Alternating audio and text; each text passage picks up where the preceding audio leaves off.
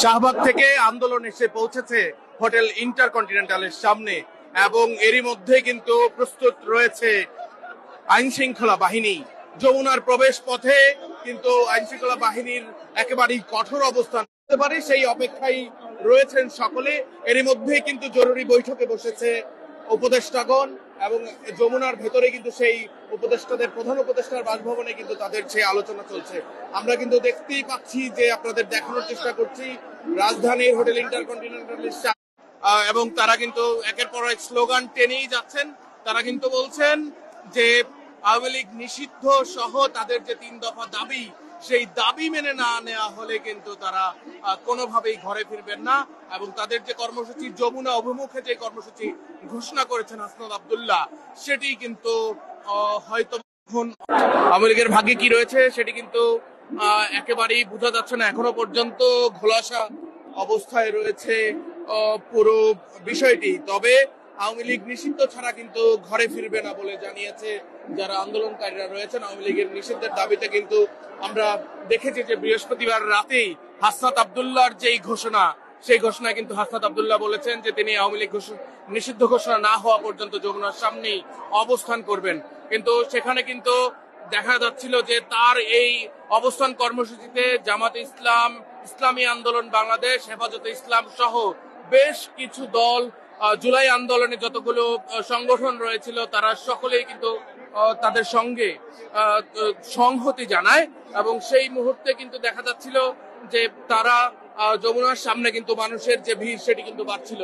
সেখান থেকে কিন্তু ঘোষণা করা হয় তাদের যে সমাবেশ করবেন যমুনার সামনে, সেই সমাবেশ স্থল থেকেই কিন্তু শাহবাগ ব্লকেডের ঘোষণা দেন এবং সেই শাহবাগ ব্লকেড গতকাল ছিল আজ দুপুর 3টা থেকে কিন্তু সমাবেশ করছিল, গণসমাবেশ করছিল আওয়ামী লীগের নিষিদ্ধের দাবিতে এবং সেখান থেকে কিন্তু 1 ঘন্টার যে আলটিমেটাম সেটি কিন্তু দিয়েছিলেন হাসনাত আব্দুল্লাহ এবং তার যে নেতাকর্মীরা, তারা উপদেষ্টাগণ যে বৈঠকে বসেছেন সেই বৈঠকে আসলে কি খবর আসছে এবং আওয়ামী লীগের ভাগ্যে কি নির্ধারিত হচ্ছে সেটি কিন্তু এখনো স্পষ্টভাবে জানা যায়নি। তবে যে প্রেস ব্রিফিং, সেই প্রেস ব্রিফিং থেকেই জানা যাবে যে আওয়ামী লীগের ভাগ্যে কি অপেক্ষমান রয়েছে।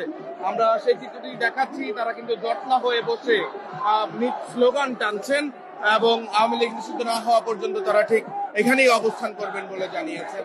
জামাতে ইসলামী সহ বেশ কয়েকটি দল কিন্তু তারা দুপুর থেকেই ঠিক এই জায়গাটিতে অবস্থান করছেন। হাসনাত আব্দুল্লাহ ইতিমধ্যে কিন্তু অসুস্থ হয়ে পড়েছেন। কিছুক্ষণ পূর্বেই সার্জিস কিন্তু বলেছেন যে যদি আওয়ামী লীগ নিষিদ্ধের খবর না আসে তবে কিন্তু মার্চ টু যমুনা যে কর্মসূচি ঘোষণা করা হয়েছে সেটি কিন্তু তারা বাস্তবায়ন করবেন। এবং আমরা এরই মধ্যেই দেখতে পাচ্ছেন যে স্টেজটি রয়েছে, ট্রাকে করা যে স্টেজটি, সেখানে কিন্তু রিফাত, রশিদ, হান্নান, মাসুদ সহ তারা কিন্তু স্লোগান টানছেন।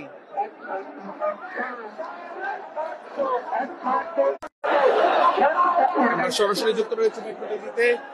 এর মধ্যেই কিন্তু এনসিপির যত নেতা কর্মীরা তারা কিন্তু এসে উপস্থিত হয়েছেন।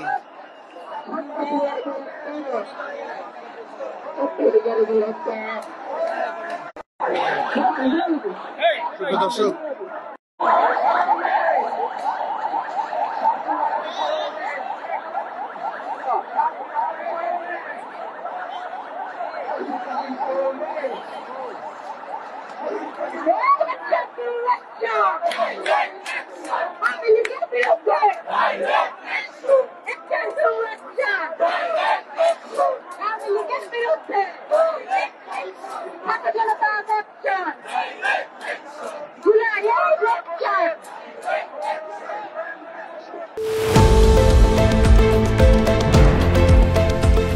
দেশের পাশে, বিশ্বের সাথে, মেট্রো টিভি।